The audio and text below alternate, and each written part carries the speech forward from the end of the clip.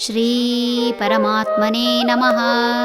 ಶ್ರೀಮದ್ಭಗವದ್ಗೀತಾ ಅಥ ದ್ವಿತೀಯೋऽಧ್ಯಾಯಃ ಸಾಂಖ್ಯಯೋಗಃ. ತಸ್ಮಾದ್ಯಸ್ಯ ಮಹಾಬಾಹೋ ನಿಗೃಹೀತಾನಿ ಸರ್ವಶಃ ಇಂದ್ರಿಯಾಣೀಂದ್ರಿಯಾರ್ಥೇಭ್ಯಃ ತಸ್ಯ ಪ್ರಜ್ಞಾ ಪ್ರತಿಷ್ಠಿತಾ. ಎಲೈ ಮಹಾಬಾಹುವೆ, ಯಾವಾತನ ಇಂದ್ರಿಯಗಳು ವಿಷಯಗಳಿಂದ ಸಂಪೂರ್ಣವಾಗಿ ನಿಗ್ರಹಿಸಲ್ಪಟ್ಟಿವೆಯೋ ಅಂತಹವನ ಪ್ರಜ್ಞೆಯು ಸ್ಥಿರವಾಗಿರುತ್ತದೆ. ಮನುಷ್ಯ ಭಾವಜೀವಿ. ಕ್ರಿಯೆ ಹಾಗೂ ಪ್ರತಿಕ್ರಿಯೆಯ ಮೂಲಕ ನಡೆಯುವ ಈ ಪ್ರಪಂಚದಲ್ಲಿ ಇಂದ್ರಿಯಗಳು ಪ್ರಧಾನ ಪಾತ್ರ ವಹಿಸುತ್ತವೆ. ಕಣ್ಣಿನಿಂದ ನೋಡುವ ಸೌಂದರ್ಯಕ್ಕೆ ಮಾರು ಹೋಗಿ ಆ ಸೌಂದರ್ಯವನ್ನು ಪಡೆಯಲು ಸಾಕಷ್ಟು ಹೋರಾಟ ನಡೆಸುವುದು ಸಹಜ.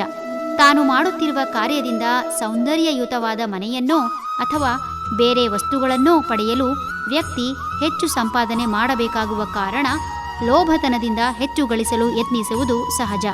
ಲೋಭತನದಿಂದ ಹೆಚ್ಚು ಸಂಪಾದಿಸಿದ ಕಾರಣ ಹೆಚ್ಚಾದ ಹಣವನ್ನು ಇಂದ್ರಿಯ ಸುಖಕ್ಕಾಗಿ ಉಪಯೋಗಿಸುವ ಮೂಲಕ ವಿಷಯಾಸಕ್ತಿ ಹೆಚ್ಚುತ್ತದೆ.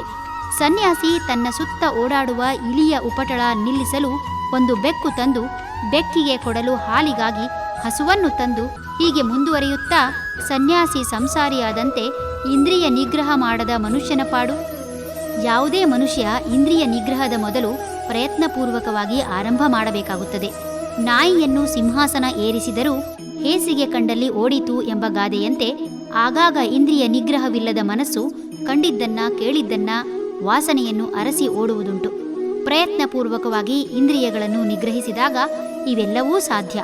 ಸ್ವಲ್ಪವನ್ನು ಕಲ್ಪದಂತೆ ತೃಪ್ತಿಯಿಂದ ಕಾಣುವ ಮನಸ್ಸು ಸ್ಥಿತಪ್ರಜ್ಞನನ್ನಾಗಿ ಮಾಡಬಲ್ಲದು.